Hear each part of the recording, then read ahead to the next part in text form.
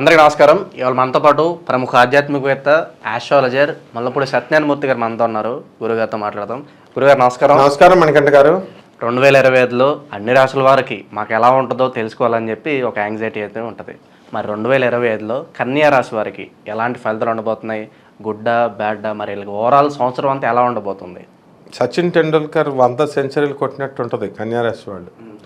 దబ్బా బాధేస్తారు, world కప్లో వదిలేస్తారు. World కప్లో మన సచిన్ టెండూల్కర్ సెంచరీల మీద దృష్టి పెట్టేసి బాల్ మీద దృష్టి వదిలేశాడు, మ్యాక్సిమం కొట్టుపడేశాడు. ఆ విధంగా కన్యా రాశి వాళ్ళది మిక్స్డ్ రిజల్ట్స్ ఉంటాయి. ఎక్కువ పర్సంటేజ్ విజయాలు, కొన్ని అవసరమైన టైంలో చేతులు ఎత్తేయడాలు, ఇలా ఉంటుంది అనమాట. కాబట్టి కన్యా రాశి వారికి మనకి గురుడు మిథున రాశిలో మనకి మే 14 నుంచి 2025 సంవత్సరం నుంచి మిథున రాశిలోకి వస్తున్నాడు. తర్వాత అక్కడే మనకి మిథున రాశిలో ఉండి తర్వాత ఏం చేస్తాడు, గురుడు కర్కాటక రాశిలోకి 18 అక్టోబర్ 2025 సంవత్సరంలో వస్తాడు. ఈ టైము మనకి బాగుంటుంది. మళ్ళీ అలాగే 5 డిసెంబర్న మళ్ళీ వెనక్కి గురుడు వక్రించి మిథున రాశిలోకి వెళ్తాడు. అక్కడి నుంచి బాగుంటుంది. ఈ విధంగా మనకి ఎలాగంటే గురుడు మిథున రాశిలో ఉన్నప్పుడు ఎక్కువ ఫలితాలు ఇస్తాడు, ఆ తర్వాత కర్కాటక రాశిలో కూడా ఇస్తాడు, కానీ దాంతో పోలిస్తే కొంచెం తక్కువ అనమాట. కానీ ఇక్కడ విచిత్రం ఏంటంటే గురుడు ఉచ్చస్థితిగతుడై ఉండడం వల్ల మనకి అనూహ్యమైనటువంటి లాభాలు వస్తాయి. ఈ కన్యారాశి వాళ్ళకి మేధావులు పరిచయం అవుతారు. మేధావుల గొప్ప సలహాలతో వీళ్ళు ఎంతో పైకి వెళ్ళిపోతారు. ఆ తర్వాత ఆ మేధావులనే ఒక తనుతంటారు వీళ్ళు. సో ఈ విధంగా వాళ్ళు ఉపయోగించుకుంటారు కన్యారాశి వాళ్ళు. అండ్ ఈ వృత్తి వ్యాపార ఉద్యోగ విషయాల్లో రాణింపు అనేటటువంటిది ఉంటుంది, బ్రహ్మాండంగా సంపాదిస్తారు. ఈ కన్యారాశి వాళ్ళు ఏంటంటే ఎప్పుడు కూడా దేవుణ్ణి పెద్దగా నమ్మరు. స్వామీజీలు గీమీజీలు ఇవన్నీ వాళ్ళకి ఎక్కవన్నమాట. కాబట్టి ఈ సంవత్సరం మాత్రం కన్యారాశి వాళ్ళకి మనకి 12 మరి కేతువ వచ్చాడు కాబట్టి చాదస్తం ఎక్కువైపోయి స్వామీజీ అసలైన గురువు జగద్గురువు ఆదిశంకరాచార్యుని కృష్ణుడిని దత్తాత్రేయుడిని వదిలేసి ఈ స్వామీజీలు కపట స్వామీజీల చుట్టూ తిరుగుతూ ఉంటారు. వాళ్ళు కనుక వాళ్ళని పట్టుకుంటే చాలు వాళ్ళ జీవితాలు నాశనమే అనమాట. ఆ విధంగా అయిపోద్ది పరిస్థితి. ఇక ఆడవాళ్ళు అత్తగారు మామగారులు ప్రత్యక్ష దైవాలు, ఆ పాయింట్ మర్చిపోతారు వీళ్ళు. తల్లిదండ్రులను ప్రత్యక్ష దైవాలు, వీళ్ళని వదిలేసి ఫ్రెండ్స్ ఫ్రెండ్స్ ఫ్రెండ్స్ అంటూ వెళ్ళేసి శుభ్రంగా వీళ్ళందరూ కూడా కన్యా రాశి వాళ్ళంతా కూడా ప్రెగ్నెంట్లు అయిపోవడానికి అవకాశాలు ఉన్నాయి. అంటే శుక్రుడు వీళ్ళని తరిమి కొడుతున్నాడు అనమాట. కాబట్టి చాలా జాగ్రత్తగా ఎథిక్స్ పాటిస్తూ కొంచెం జాగ్రత్తగా వీళ్ళు ఉండకపోతే కనుక పర్యవసానాలు చాలా దారుణంగా ఉంటాయి. పేరెంట్సే ఎంకరేజ్ చేసేస్తున్నారు, పెళ్లి సంబంధాలు రాగానే రోజు ఫోన్లో మాట్లాడని డైలీ మాట్లాడాలి, కలుసుకో హోటల్లో కలుసుకొని వీడియో ముందే ప్రోమోలు ఏంటి, పెళ్లికి ముందే ప్రీ వెడ్డింగ్లు ఇవి ఎక్కువైపోతే వీళ్ళకి మనమల్ల బోనస్ల కింద వచ్చేస్తారనమాట మొట్టమొదటే. ఇప్పుడు శుక్రుడు చాలా డేంజర్ పరిస్థితిలో ఉన్నాడు వీళ్ళకి. అలాగే కుజుడు కూడా జస్ట్ ఆ చూపు పడినా, నేను చెప్పేది పక్కా 100% మొహోటం లేదు. ఈ ప్రీ వెడ్డింగ్ల సంగతి, ఇన్విటేషన్ సంగతి తర్వాత వీళ్ళకేం పోయింది, వచ్చేవాడు పోతాడు, కొత్తగా వచ్చే మొగుడు పోతాడు వాడు. కాబట్టి జాగ్రత్తగానే. ఇన్ కేసు వ్యాపారాలు చేస్తే 2025లో ఈ రాశి వాళ్ళు ఏ వ్యాపారాలు బాగా కలిసి వస్తాయి అంటారు? కన్యా రాశి వాళ్ళు యాక్చువల్గా ఏ వ్యాపారం చేసినా కలిసి వస్తుంది. ఫోన్ల రిపేర్లు, ఫోన్ల సర్వీసులు, ల్యాప్టాప్ సర్వీసులు, ల్యాప్టాప్ ఇదిలి, తర్వాత దొంగపేటాలు పెట్టుకోవచ్చు, దొంగ ఆశ్రమాలు పెట్టుకోవచ్చు. ఇలాంటి బిజినెస్లు అన్నీ కూడా బాగుంటాయి వీళ్ళకి. దొంగ జ్యోతిషం సెంటర్లు, దొంగ ప్రవచనాలు, ఇవన్నీ ఎందుకంటే ఈ కన్యారాశి వాళ్ళకి 12, నేను చెప్పేది లాజిక్తో చెప్తున్నాను, 12 కేతు ఉంటే అంతా ఇప్పుడు జగద్గురు ఆదిశంకరాచార్యులు వారు పెట్టిన పీఠమే సరైంది. మిగతా దొంగపేటాలే, ఓపెన్ బిజినెస్లు. జగద్గురు ఆదిశంకరాచార్యులు వారు ఒక్కళ్ళే, నృసింహ సరస్వతి స్వాముల వారు, షిరిడి సాయినాథుడు, వీళ్ళే కరెక్ట్ సద్గురువులు. మన ఉన్న వాళ్ళంతా దొంగ గురువులే అన్నట్టు అయిపోయింది కదా. కాబట్టి అలాగా నడుస్తూ ఉంటుంది అనమాట. పవర్లెస్ బిజినెస్లు వీళ్ళు చక్కగా సాఫ్ట్వేర్ కంపెనీల జోలికి వెళ్ళకూడదు, ఐరన్ బిజినెస్లు చేసుకోవచ్చు, స్క్రాప్ ఏరుకోవచ్చు, తర్వాత కోటీశ్వరులు అవుతారు. కిరాణా షాపులు, హోటల్ ఇండస్ట్రీస్లో పెట్టుకోవచ్చు. విదేశాలు అలాగే విహారయాత్రలు, మరి ట్రావెలింగ్స్ పరంగా ఎలా ఉండబోతుంది 2025? ఆస్కారం కనిపిస్తుందా ఈ రాశి వారికి? కన్యా రాశి వాళ్ళు వెళ్ళిపోతారు, మొగుళ్ళని వదిలేసి వచ్చేసారు. ఇప్పుడు కన్యా రాశి వాళ్ళు ఇప్పుడు ఎక్కడికి ఈ వదిలేసి 2 సంవత్సరాలు అయింది.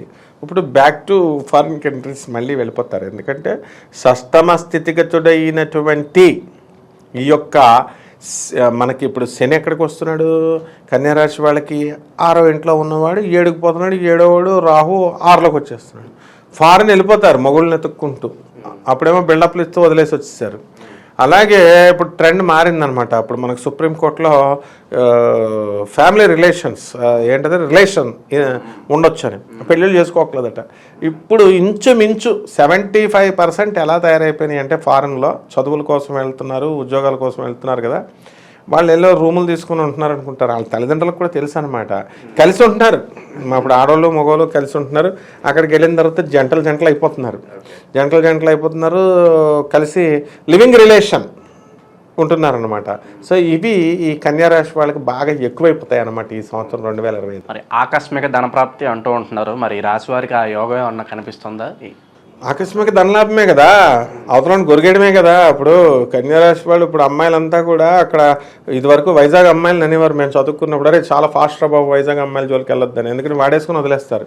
అసలు ఇప్పుడు ఆకస్మిక ధనలాభాలు ఉద్యోగస్తులకు వస్తాయి, కానీ వీళ్ళ ఆకస్మిక ధనలాభాలు చల్లంగా ముందు ఆడవాళ్ళ జోలికి వెళ్తే ఈ మగవాళ్ళకి అందరికీ గుండె గీకుడే అనమాట, డిప్రెషన్లోకి వెళ్ళిపోతారు. వాళ్ళు అలాగే హ్యాండ్ ఇచ్చి పడేస్తారు త్వరలో.